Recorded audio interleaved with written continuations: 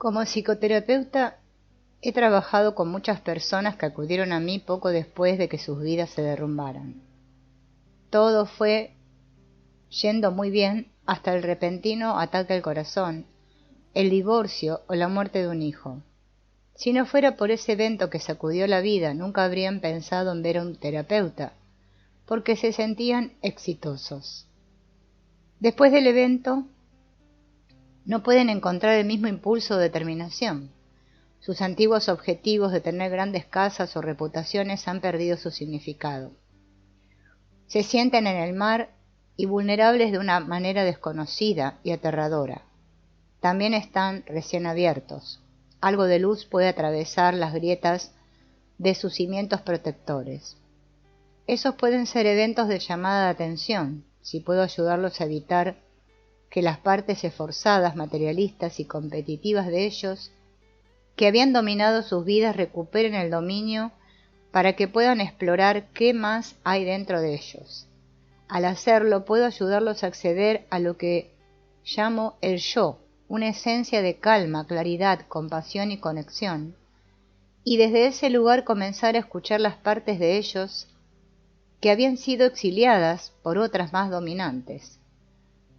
A medida que descubren que aman los placeres simples de disfrutar de la naturaleza, la lectura, las actividades creativas, jugar con amigos, encontrar más intimidad con sus parejas o hijos y estar al servicio de los demás, deciden cambiar sus vidas para hacer espacio para su ser y las partes recién descubiertas de ellos. Esos clientes y el resto de nosotros no llegamos a ser dominados por esas partes esforzadas, materialistas y competitivas por accidente. Esas son las mismas partes que dominan la mayoría de los países de nuestro planeta y particularmente los Estados Unidos. Cuando mis clientes están bajo el control de esas partes en particular, tienen poca consideración por el daño que están causando a su salud y relaciones. Del mismo modo, los países obsesionados con el crecimiento ilimitado tienen poca consideración por su impacto en la mayoría de su gente o la salud del clima y la tierra. Tal esfuerzo sin sentido de personas o de países generalmente conduce a algún tipo de colapso. Mientras escribo esto, estamos en medio de la pandemia de COVID-19. Tiene el potencial de ser la llamada de atención que necesitamos para que no suframos cosas peores en el futuro. Pero queda por ver si nuestros líderes usarán esta dolorosa pausa para escuchar el sufrimiento de la mayoría de nuestra gente y también aprender a colaborar en lugar de competir con otros países. ¿Podemos cambiar a nivel nacional e internacional en la forma en que mis clientes suelen hacerlo? No podemos hacer los cambios necesarios sin un nuevo modelo de la mente.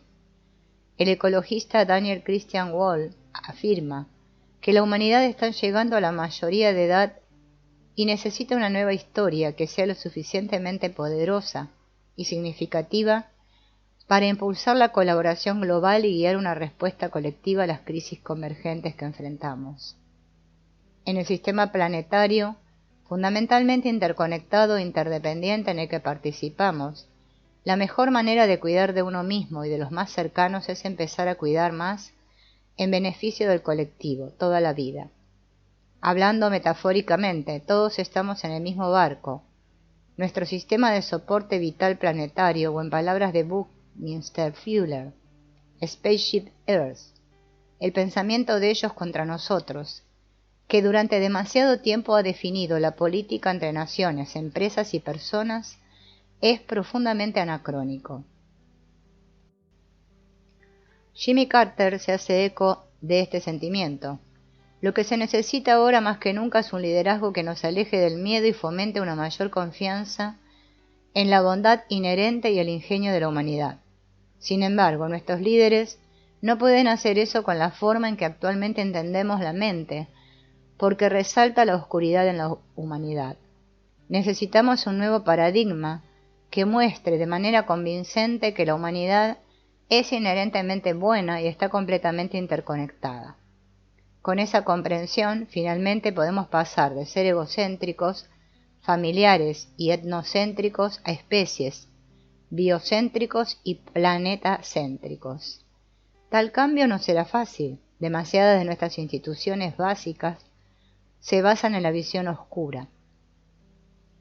Tomemos por ejemplo el neoliberalismo, la filosofía económica de Milton Friedman, que sustenta el tipo de capitalismo despiadado que ha dominado muchos países, incluido Estados Unidos, desde los días de Ronald Reagan y Margaret Thatcher. El neoliberalismo se basa en la creencia de que las personas son básicamente egoístas y por lo tanto se trata de cada cual para sí mismo en un mundo de supervivencia del más apto. El gobierno debe quitarse de en medio para que los más aptos no solo puedan ayudarnos a sobrevivir, sino también a prosperar. Esta filosofía económica ha resultado en una enorme desigualdad, así como la desconexión y polarización entre las personas que experimentamos tan drásticamente hoy. Ha llegado el momento de una nueva visión de la naturaleza humana, que lidere la colaboración y el cuidado que viven en nuestros corazones. Suena grandioso, pero este libro ofrece el tipo de paradigma edificante y el conjunto de prácticas que pueden lograr los cambios que necesitamos. Está lleno de ejercicios que confirmarán las afirmaciones radicalmente positivas que hago sobre la naturaleza de la mente, para que puedas experimentarlo por ti mismo. Llevo casi 4 décadas desarrollando IFS, Internal Family Systems. Me ha llevado a un viaje largo, fascinante, y como se enfatiza en este libro, espiritual que quiero compartir contigo. Este viaje ha transformado mis creencias sobre mí mismo, sobre lo que son las personas, sobre la esencia de la bondad humana y sobre cuánta transformación es posible. IFS se ha transformado con el tiempo de ser exclusivamente una psicoterapia a convertirse en una especie de práctica espiritual, aunque no tienes que definirte como espiritual para practicarla. En esencia es una forma amorosa de relacionarse internamente con sus partes y externamente con las personas en su vida, por lo que en este sentido también es una práctica de vida. Es algo que pueden hacer a diario, momento a momento, en cualquier momento, solo o con otros. En este punto puede haber una parte de ti que sea escéptica. Después de todo, eso es mucho que prometer en los primeros párrafos de un libro. Todo lo que pido es que su escéptico le dé suficiente espacio interior para probar estas ideas por un rato, incluso probar algunos de los ejercicios para que pueda comprobarlo por sí mismo. En mi experiencia es difícil creer en la promesa de IFS hasta que realmente lo prueba. Primera parte. Sistemas familiares internos. Capítulo 1. Todos somos múltiples. Todos crecimos en lo que llamaré el sistema de creencias de una sola mente, la idea de que tienes una mente de la cual emanan diferentes pensamientos, emociones, impulsos. Ese es el paradigma en el que yo también creía, hasta que me encontré con clientes que me enseñaron lo contrario. Debido a que el punto de vista monomente es tan ubicuo y asumido en nuestra cultura, nunca cuestionamos su verdad. Quiero ayudarte a echar un vistazo, un segundo vistazo a quién eres realmente. Te voy a invitar a que pruebes este paradigma diferente de multiplicidad que propugna IFS y consideres la posibilidad de que tú y todos los demás tengan una personalidad múltiple, y eso es algo bueno. No estoy sugiriendo que tenga un trastorno de personalidad múltiple, ahora llamado trastorno de identidad disociativo, pero sí creo que las personas con ese diagnóstico no son tan diferentes de los demás, como se llaman. Altera en esas personas son lo mismo que yo llamo partes en IFS y existen en todos nosotros. La única diferencia es que las personas con trastorno de identidad disociativo sufrieron abusos horribles y su sistema de partes se desintegró más que la mayoría, por lo que cada parte se destaca en un relieve más audaz y está muy polarizado y desconectado de los demás. En otras palabras, todos nacemos con muchas submentes que interactúan constantemente dentro de nosotros. Esto es en general lo que llamamos pensando, porque las partes están hablando entre sí y contigo constantemente sobre las cosas que tienes que hacer, o debatiendo el mejor curso de acción y así sucesivamente. Al recordar un momento en el que enfrentó un dilema, es probable que haya escuchado una parte diciendo «adelante» y otra diciendo «no te atrevas», debido a que consideramos que solo se trata de tener pensamientos en conflicto, no prestamos atención a los jugadores internos detrás del debate. IFS le ayuda no solo a comenzar a prestarles atención, sino también a convertirse en el líder interno activo que necesita su sistema de piezas. Si bien al principio puede sonar espeluznante o loco pensar en ti mismo como una personalidad múltiple, espero convencerte de que en realidad es bastante fortalecedor. Solo es preocupante porque la multiplicidad ha sido patologizada en nuestra cultura. Una persona con personalidades autónomas separadas se considera enferma o dañada, y la existencia de sus alters se considera simplemente el producto de un trauma. La fragmentación de su mente previamente unitaria. Desde el punto de vista monomente, nuestra condición natural es una mente unitaria, a menos, por supuesto, que llegue un trauma y le rompa todo en pedazos, como los fragmentos de un jarrón. El paradigma monomente nos ha hecho temer a nuestras partes y verlas como patológicas.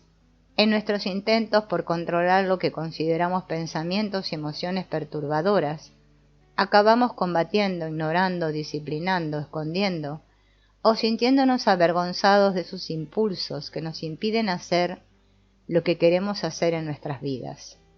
Y luego nos avergonzamos por no poder controlarlos. En otras palabras, odiamos lo que se interpone en nuestro camino.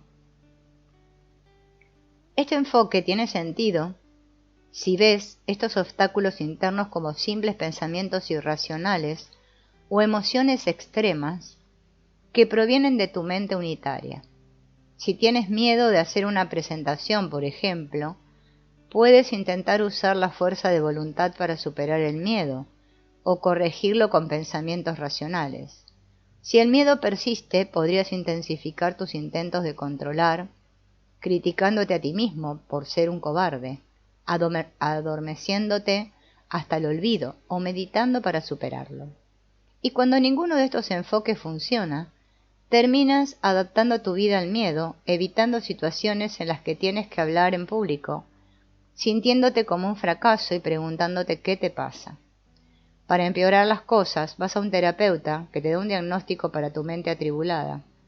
El diagnóstico te hace sentir defectuoso, te baja la autoestima, y tus sentimientos de vergüenza te llevan a intentar ocultar cualquier defecto y presentar una imagen perfecta al mundo. O tal vez simplemente te retiras de las relaciones por temor a que las personas vean detrás de tu máscara y te juzguen por ello. Te identificas con tus debilidades, asumiendo que lo que realmente eres es defectuoso y que si otras personas vieran tu verdadero yo, sentirían repulsión. Cuando la gente me preguntaba si estaba lista para que mi vida cambiara, no creo que realmente entendí lo que querían decir. No era solo que los extraños supieran quién era yo. Fue esto otra cosa que me empezó a pasar. Cuando los miraba a los ojos, a veces había una pequeña voz en mi cabeza preguntándose, ¿aún estarías tan emocionada de conocerme si realmente supieras quién soy? Si supieras todas las cosas que yo he hecho, si pudieras ver todas mis partes. Una breve historia.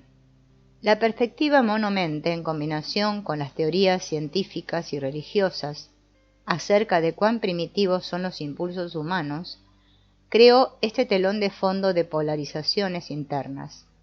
Un ejemplo revelador proviene del influyente teólogo cristiano Juan Calvino, que decía, porque nuestra naturaleza no solo está completamente desprovista de bondad, sino que es tan prolífica en toda clase de maldad que nunca puede estar ociosa.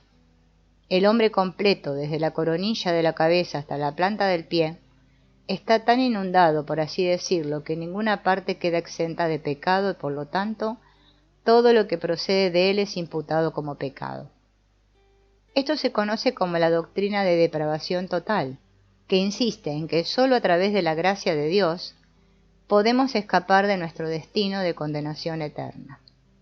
El protestantismo y el evangelicalismo convencionales han llevado alguna versión de esta doctrina durante varios cientos de años y el impacto cultural ha sido generalizado. Con el pecado original, el catolicismo tiene su propia versión. Sin embargo, no podemos culpar de este tipo de pensamiento únicamente a la religión. Generaciones de filósofos y políticos han afirmado que los impulsos primarios acechan justo debajo del barniz civilizado que presentamos al mundo. Si bien Freud aportó importantes conocimientos sobre la psique, muchos de los cuales son compatibles con la IFS, su teoría de la pulsión fue muy influyente y pesimista sobre la naturaleza humana. Afirmó que debajo de la superficie de la mente se encuentran fuerzas instintivas egoístas, agresivas y de búsqueda de placer que inconscientemente organizan nuestras vidas. El historiador holandés Rutger Bregman resume aquí estas suposiciones subyacentes sobre la naturaleza humana, diciendo: la doctrina de que los humanos son innatamente egoístas tiene una tradición sagrada en el canon occidental. Grandes pensadores como Tucídides, Agustín, Maquiavelo, Hobbes, Lutero, Calvino, Burke, Bentham, Nietzsche, Freud han dicho esto. El énfasis en la fuerza de voluntad y el autocontrol impregna la cultura estadounidense. Creemos que deberíamos ser capaces de disciplinar nuestras mentes primitivas, impulsivas y pecaminosas a través de la fuerza de voluntad. Innumerables libros de autoayuda nos dicen que todo es cuestión de potenciar nuestra capacidad de controlarnos y desarrollar más disciplina. El concepto de fuerza de voluntad también tiene raíces históricas, es decir, en la era victoriana con su énfasis cristiano en resistir los malos impulsos. La idea de asumir la responsabilidad de uno mismo y no poner excusas es tan estadounidense como el pastel de manzana. Lamentablemente, nuestro culto a la fuerza de voluntad ha sido utilizado por políticos y expertos para justificar niveles crecientes de disparidad de ingresos. Se nos enseña que las personas son pobres porque carecen de autocontrol y que las personas ricas son ricas porque lo tienen, a pesar de las investigaciones que indican lo contrario. Los estudios muestran, por ejemplo, que las personas de bajos ingresos se vuelven más empoderadas y productivas una vez que reciben suficiente dinero para cubrir sus necesidades básicas de supervivencia. Sin embargo, el hecho muy real, especialmente teniendo en cuenta los efectos económicos de la pandemia actual, es que la alfombra podría ser arrancada de debajo de la mayoría de nosotros en cualquier momento, y esa amenaza mantiene nuestras partes sobrevivientes tarareando. Debido a que esta ética de la fuerza de voluntad se ha internalizado, aprendemos a una edad temprana a avergonzarnos y maltratar nuestras partes rebeldes. Simplemente luchamos contra ellos para que se sometan. Una parte es reclutada por este imperativo cultural para convertirse en nuestro sargento de instrucción interno y a menudo se convierte en ese desagradable crítico interno que amamos odiar. Esta es la voz que trata de avergonzarnos o intenta deshacerse por completo de partes de nosotros que parecen dignas de vergüenza. Las que nos dan pensamientos desagradables sobre las personas, por ejemplo, o nos mantienen adictos a las sustancias. A menudo descubrimos que cuanto más tratamos de deshacernos de las emociones y los pensamientos, más fuertes se vuelven. A menudo descubrimos que cuanto más tratamos de hacer esto, más fuertes se vuelven. Esto se debe a que las partes, como las personas, luchan contra la vergüenza o el exilio. Y si logramos dominarlos con una autodisciplina punitiva, nos tiranizará el sargento interior, rígido y controlador. Puede que seamos disciplinados, pero no somos muy divertidos. Y debido a que las partes exiliadas, atracones, rabia, hipersexualidad, etc., aprovecharán cualquier debilidad momentánea para estallar nuevamente y tomar el control, tenemos que estar constantemente en guardia contra cualquier persona o situación que pueda desencadenar esas partes. Jonathan Van Ness intentó y fracasó varias veces en la rehabilitación de drogas. Al crecer alrededor de tantos 12 pasos y al ver tanta abstinencia predicada en rehabilitación y en la iglesia, comencé a asumir la idea de que la curación tenía que ser todo o nada, lo cual realmente no ha sido mi verdad. Estaba tratando de desenredar el abuso sexual, el abuso de drogas y el PTSD, y era algo que para mí no era propicio, para un enfoque de nunca volver a fumar hierba. No creo que una vez adicto, siempre adicto, no creo que la adicción sea una enfermedad que merezca cadena perpetua. Si alguna vez te equivocas o no puedes pasar un par de meses sin un desliz, no estás arruinado. Hay enfoques de 12 pasos que no están tan aferrados a las creencias rígidas que encontró Van Ness, y los grupos pueden ser un contexto maravilloso para que las personas sean vulnerables y reciban apoyo. Además, la advertencia de los 12 pasos de dejarlo todo en manos de un poder superior a menudo puede ayudar a los instructores internos a relajarse o incluso a rendirse.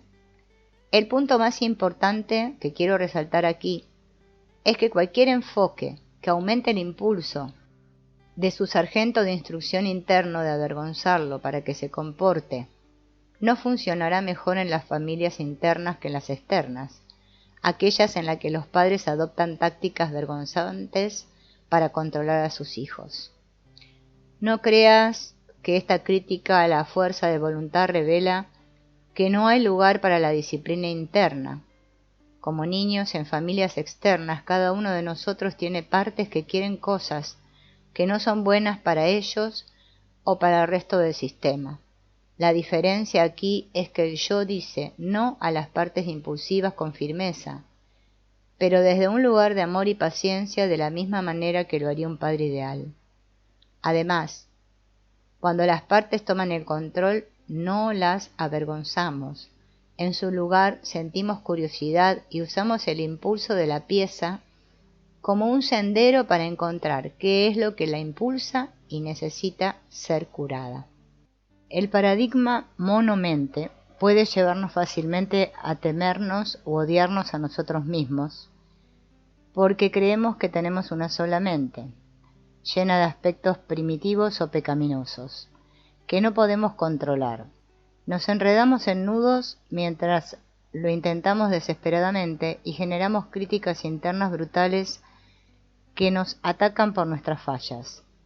Como señala Van Ness, pasé mucho tiempo apartando al pequeño Jack. En lugar de nutrirlo, lo desgarré en pedazos, aprendiendo a criar a uno mismo con calmante amor compasivo. Esa es la clave para estar satisfecho. Dado que la mayoría de las psicoterapias y prácticas espirituales se suscriben a esta visión de una sola mente, sus soluciones a menudo refuerzan este enfoque al sugerir que debemos corregir las creencias irracionales o eliminarlas mediante la meditación, porque esas creencias se ven como obstáculos que emanan de nuestra mente única. Muchos enfoques de la meditación, por ejemplo, ven los pensamientos como plagas y el ego como un obstáculo o una molestia, y los practicantes reciben instrucciones para ignorarlos o trascenderlos. En algunas tradiciones hindúes se considera que el ego trabaja para el dios, Maya, cuyo objetivo es mantenernos luchando por cosas materiales o placeres hedonistas. Se la considera el enemigo, una tentadora muy parecida al Satanás cristiano, que nos mantiene apegados al mundo externo de la ilusión. Las enseñanzas budistas usan el término mente de mono para describir cómo nuestros pensamientos saltan en nuestra conciencia como un mono agitado. Como señala Ralph de la Rosa, en El mono es el mensajero. ¿Es de extrañar que la mente de mono sea el flagelo de los meditadores en todo el mundo? Para aquellos que intentan encontrar un respiro en la práctica contemplativa, los pensamientos a menudo se consideran una molestia irritante, un agitador primitivo que se cuela por la puerta lateral.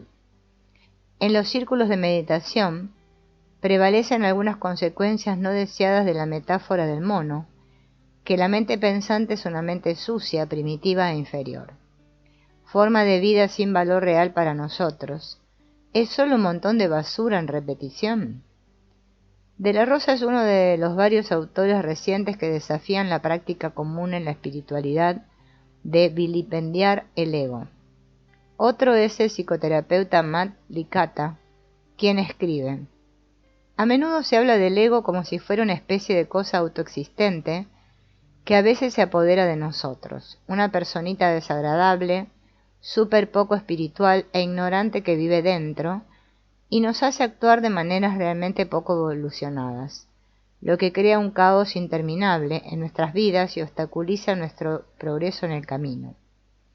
Es algo de lo que avergonzarse horriblemente, y cuanto más espirituales seamos, más nos esforzaremos por deshacernos de él, trascenderlo o entrar en guerras espirituales imaginarias con él. Si miramos con cuidado, podemos ver que si el ego es algo, es probable que sean esas mismas voces las que nos están gritando. La colección de partes que estas tradiciones llaman el ego son protectores que simplemente están tratando de mantenernos a salvo y están reaccionando y conteniendo otras partes que llevan emociones y recuerdos de traumas pasados que hemos encerrado dentro. Más adelante veremos más de cerca algunas de las formas en las que las personas practican la derivación espiritual, una frase acuñada por John Welwood en la década de 1980.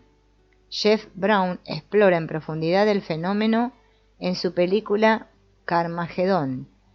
Después de mi niñez necesitaba el tipo de espiritualidad que me impidiera permitir que el dolor saliera a la superficie. Estaba confundiendo autoevitación con iluminación.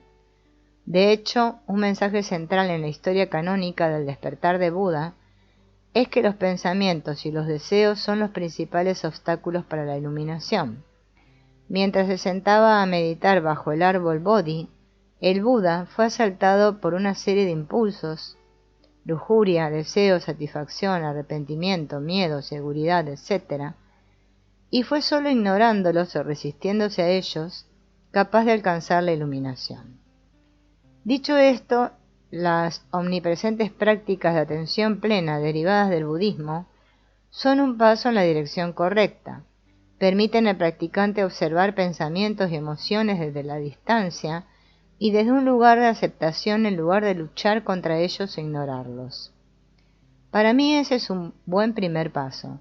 Sin embargo, la atención plena no siempre es agradable.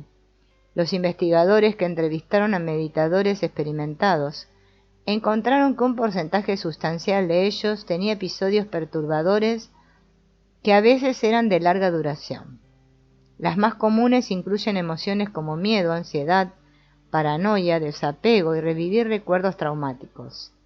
Desde el punto de vista de esta técnica, el aquietamiento de la mente asociado con la atención plena ocurre cuando las partes de nosotros que normalmente dirigen nuestras vidas, nuestros egos, se relajan, lo que luego permite que las partes que hemos tratado de enterrar, los exiliados, asciendan, trayendo consigo las emociones, creencias y recuerdos que llevan cargas que los encerraron en primer lugar. La mayoría de los enfoques de atención plena con los que estoy familiarizado se suscriben al paradigma mono-mente y en consecuencia ven estos episodios como la aparición temporal de pensamientos y emociones perturbadores en lugar de partes dolorosas que necesitan ser escuchadas y amadas. ¿Por qué querrías conversar con pensamientos y emociones? No pueden responder, ¿verdad? Bueno, Resulta que pueden. De hecho, tienen muchas cosas importantes que contarnos. ¿Cómo llegué a aprender sobre las piezas? Empecé como todos los demás pensando que la mente es unitaria y me formé como terapeuta familiar durante años. De hecho, tengo un doctorado en el campo. Como terapeutas familiares no prestamos mucha atención a la mente. Pensamos que los terapeutas que se metían en ese mundo interior estaban perdiendo el tiempo porque podíamos cambiar todo eso simplemente cambiando las relaciones externas. El único problema fue que el enfoque no funcionó. Hice un estudio de resultados con clientes bulímicos y descubrí, con alarma, que seguían dándose atracones y purgas sin darse cuenta de que se habían curado. Cuando les pregunté por qué, empezaron a hablar de estas diferentes partes de ellos, y hablaban de estas partes como si tuvieran mucha autonomía, como si pudieran hacerse cargo y obligarlas a hacer cosas que no querían hacer. Al principio tenían miedo de estar viendo un brote de trastorno de personalidad múltiple, pero luego comencé a escuchar dentro de mí y me sorprendió descubrir que yo también tenía partes. De hecho, algunos de los míos eran bastante extremos. Así que empecé a tener curiosidad. Les pedí a los clientes que describieran sus partes, lo cual pudieron hacer con gran detalle. No solo eso, sino que describieron cómo estas partes interactuaban entre sí y tenían relaciones. Algunos lucharon, algunos formaron alianzas y algunos protegieron a otros. Con el tiempo me di cuenta de que estaba aprendiendo sobre una especie de sistema interno, no muy diferente de las familias externas con las que estaba trabajando. De ahí el nombre, sistemas familiares internos. Por ejemplo, los clientes hablarían de un crítico interno que, cuando cometían un error, los atacaba sin piedad. Ese ataque desencadenaría una parte que se sentía totalmente despojada, solitaria, vacía y sin valor. Experimentar esa parte sin valor era tan angustioso que casi al rescate vendría el atracón que sacaría a los clientes de su cuerpo y los convertiría en una máquina de comer insensible. Luego el crítico los atacaba por el atracón, lo que reactivaba la inutilidad, y se encontraban atrapados en esos terribles círculos durante días y días. Al principio traté de que los clientes se relacionaran con esas partes de una manera que los dejara fuera o que dejaran de hacerlo. Por ejemplo, sugerí ignorar la parte crítica o discutir con ella. Este enfoque solo empeoró las cosas, pero no sabía qué más hacer que alentarlos a luchar más duro para ganar sus batallas internas. Tuve un cliente que tenía una parte que le hizo cortarse las muñecas. Bueno, yo no podía soportar eso. Mi cliente y yo nos molestamos a la parte en una sesión durante un par de horas hasta que accedió a no cortarle más las muñecas. Salí de esa sesión sintiéndome agotado, pero satisfecho de haber ganado la batalla. Abrí la puerta de nuestra próxima sesión y mi cliente tenía un gran corte en la cara. Me derrumbé emocionalmente en ese momento y espontáneamente me dije, me rindo, no puedo vencerte en esto. Y la parte también cambió y dije, realmente no quiero vencerte. Ese fue un punto de inflexión en la historia de este trabajo, porque me salí de ese lugar de control y asumí un enfoque más curioso. ¿Por qué le haces esto? La parte procedió a hablar sobre cómo había sido necesario sacar a mi cliente de su cuerpo cuando estaba siendo abusada y controlar la ira, que solo resultaría en más abuso. Me moví de nuevo y transmití mi aprecio por el papel heroico que desempeñó en su vida. La parte rompió en llanto. Todo el mundo lo había satanizado y trató de deshacerse de él. Esta fue la primera vez que tuvo la oportunidad de contar su historia. Le dije a la parte que tenía mucho sentido que tuviera que hacer eso para salvar la vida de la mujer en el pasado, pero ¿por qué todavía tenía que cortarla ahora? Hablaba de tener que proteger otras partes altamente vulnerables de ella y tenía que controlar la rabia que todavía estaba allí.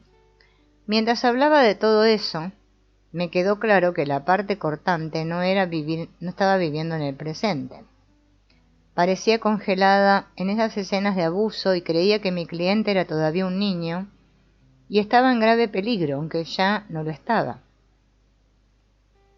Empecé a darme cuenta de que tal vez esas partes no son lo que parecen. Tal vez, como niños en familias disfuncionales, se ven obligados a salir de sus estados naturales y valiosos en roles que a veces pueden ser destructivos, pero que según ellos son necesarios para proteger a la persona o al sistema en el que se encuentran. Así que comencé a tratar de ayudar a mis clientes a escuchar sus partes problemáticas en lugar de luchar contra ellas, y me quedé asombrado para descubrir que todas sus partes tenían historias similares que contar sobre cómo tuvieron que asumir roles protectores en algún momento del pasado de la persona. A menudo roles que odiaban, pero que sentían que eran necesarios para salvar al cliente. Cuando les pregunté a esas partes protectoras qué preferirían hacer si confiaran en que no tenían que proteger a nada, a menudo querían hacer algo opuesto al rol que tenían. Los críticos internos querían convertirse en porristas o consejeros sabios. Los cuidadores extremos querían ayudar a establecer límites. Las partes furiosas querían ayudar a discernir quién estaba a salvo. Parecía que no solo las partes no eran lo que parecían, sino que también cada una tenía cualidades y recursos para aportar a la vida del cliente que no estaban disponibles mientras estaban atados a los roles protectores. Ahora, varias décadas y miles de clientes más tarde, puedo decir con seguridad que esto es cierto en algunas partes. Pueden volverse bastante extremos y causar mucho daño en la vida de una persona, pero no hay ninguno que sea inherentemente malo. Incluso las que hacen que los bulímicos se atrapen, o los anoréxicos mueran de hambre, o que las personas quieran suicidarse o asesinar a otras personas, incluso esas partes, cuando se abordan desde este lugar atento, este lugar respetuoso, abierto y curioso, revelarán la historia secreta de cómo se vieron obligados a desempeñar el papel. Están adentro y cómo están atrapados en ese papel, aterrorizados de que si no lo hacen algo terrible sucederá, y que están congelados en el pasado durante los momentos traumáticos en los que tuvieron que asumir ese papel. Hagamos una pausa aquí para explorar las implicaciones espirituales de este descubrimiento. Básicamente, lo que encontré es que el amor es la respuesta en el mundo interior, tal como lo es en el mundo exterior. Escuchar, abrazar y amar a las partes les permite sanar y transformarse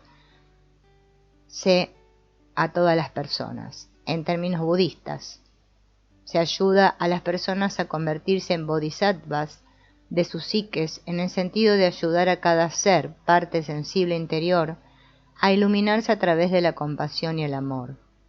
O a través de una lente cristiana, las personas terminan haciendo en el mundo interior lo que Jesús hizo en el exterior. Van a los exiliados internos y a los enemigos con amor, los sanan y los llevan a casa, tal como lo hizo con los leprosos, los pobres y los marginados. La gran conclusión aquí es que las partes no son lo que han sido comúnmente que se piensa que son. No son adaptaciones cognitivas o impulsos pecaminosos.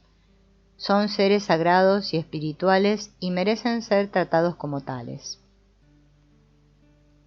También exploraremos cómo nos relacionamos en el mundo interior, pues esa forma será cómo nos relacionamos en el mundo exterior. Si podemos apreciar y tener compasión por nuestras partes, incluso por las que hemos considerado enemigos, podemos hacer lo mismo por las personas que se parecen a ellos. En cambio, si odiamos o despreciamos nuestras partes, lo mismo haremos con cualquiera que nos la recuerde. Incluso las partes más destructivas tienen intenciones protectoras. Las partes a menudo se congelan en traumas pasados cuando fueron necesitadas en sus roles extremos. Cuando confían en que es seguro dejar ese rol, se convierten en muy valiosas para el sistema. Hay otro descubrimiento clave con el que me topé. las partes llevan creencias y emociones extremas en o sobre sus cuerpos que impulsan la forma en que se sienten y actúan. La idea de que las partes tienen cuerpos separados y diferentes del cuerpo de la persona a la que están conectadas puede parecer extraña o absurda al principio. Permítanme intercalar aquí que simplemente estoy informando lo que he aprendido durante años de exploración de este territorio interior sin juzgar la realidad ontológica de esos datos. Si le preguntas a tus partes sobre sus propios cuerpos, predigo que obtendrás las mismas respuestas que estoy cubriendo aquí. Durante mucho tiempo no supe qué hacer con este descubrimiento. Independientemente, así es como las partes se describen a sí mismas, que tienen cuerpos y que sus cuerpos contienen emociones y creencias que entraron en ellos y no les pertenecen.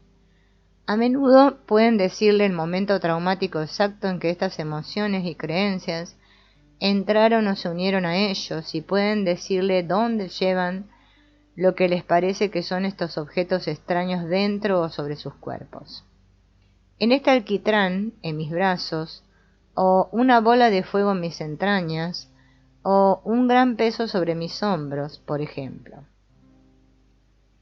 Estos sentimientos o creencias extraños, a veces descritos como energías, son lo que yo llamo cargas. Resulta que las cargas son poderosas organizadoras de la experiencia y la actividad de una parte casi de la misma manera que un virus organiza una computadora.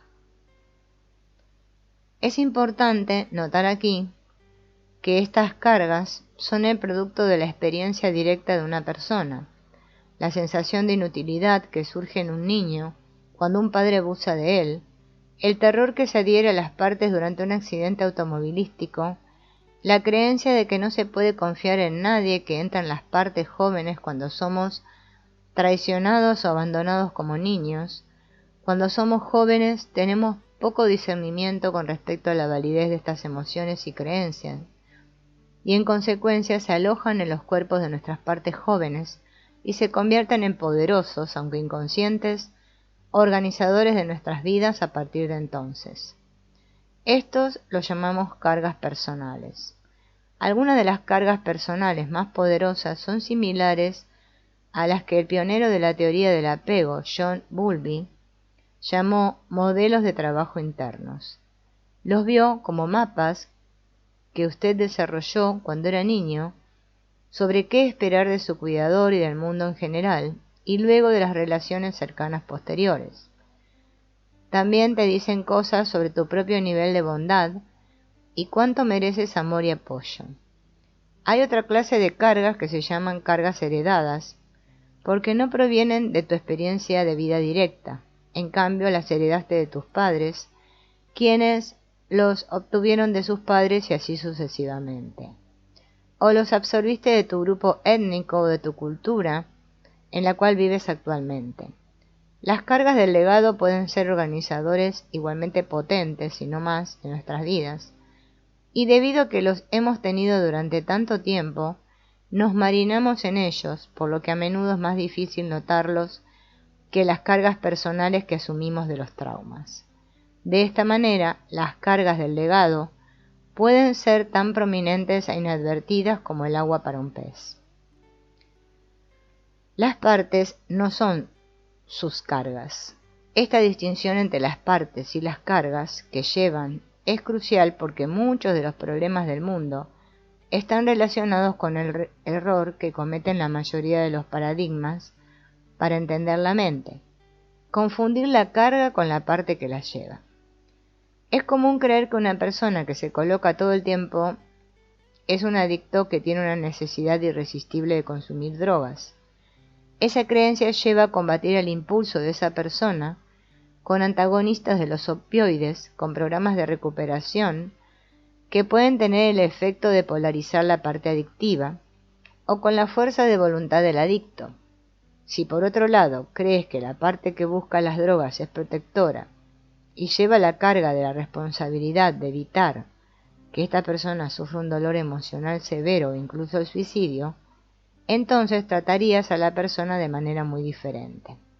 En cambio, podrías ayudarlos a conocer esa parte y honrarla por sus intentos de mantenerlos en marcha y negociar el permiso para sanar o cambiar lo que protege.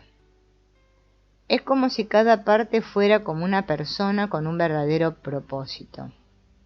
Entonces ayudaría a la persona a sanar volviendo a la parte de adicto, ahora liberada, y ayudándola a descargar todo su miedo y responsabilidad. Descargar es otro aspecto de este trabajo que parece espiritual, porque tan pronto como las cargas abandonan los cuerpos de las partes se transforman inmediatamente en sus valiosos estados originales.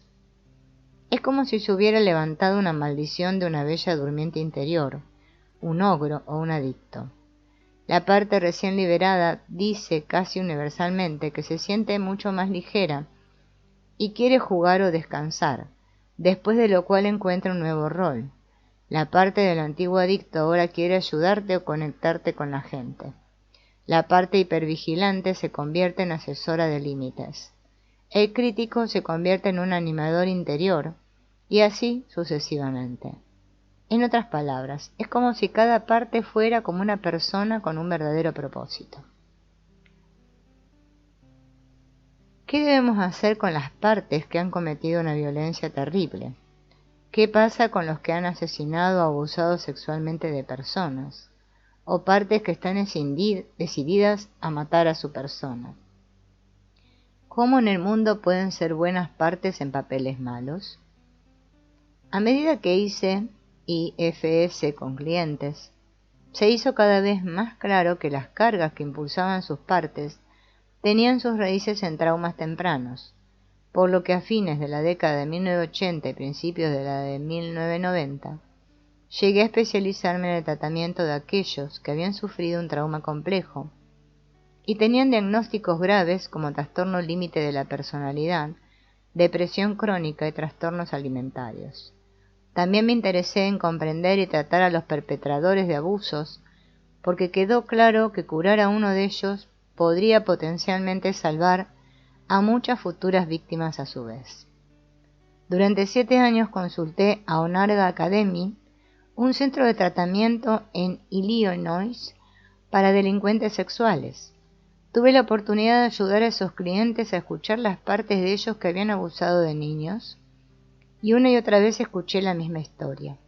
Mientras el agresor estaba siendo abusado cuando era niño, una de sus partes protectoras se desesperó por protegerlos y asumió la energía furiosa o sexualmente violenta de su perpetrador y usó esa energía para protegerse de ese abusador. A partir de ese momento, sin embargo, esta parte protectora continuó cargando con el peso del odio y el deseo de dominar y castigar la vulnerabilidad del perpetrador. La parte también quedó congelada en el tiempo durante el abuso. Por lo tanto, el placer de abusar de un niño provenía de poder lastimar y tener poder sobre alguien débil e inocente. Estas partes perpetradoras harían lo mismo en sus psiques con sus propias partes vulnerables e infantiles.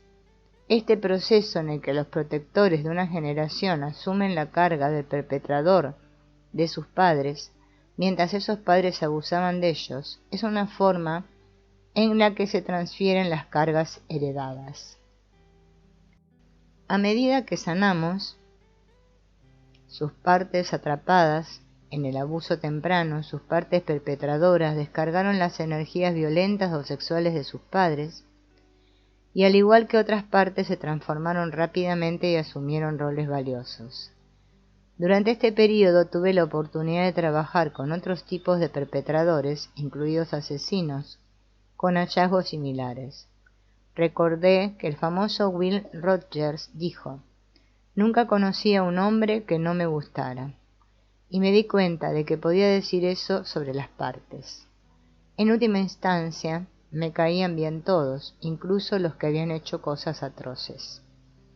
Ahora, décadas después, he trabajado con innumerables clientes y creo que es seguro decir que no hay partes malas. Las tradiciones espirituales nos alientan a tener compasión por todos. Este aspecto realmente ayuda a que esto sea posible. pues opera a partir de la suposición radicalmente diferente de que cada parte, sin importar cuán demoníaca parezca, tiene una historia secreta y dolorosa para compartir de cómo se vio obligada a asumir su papel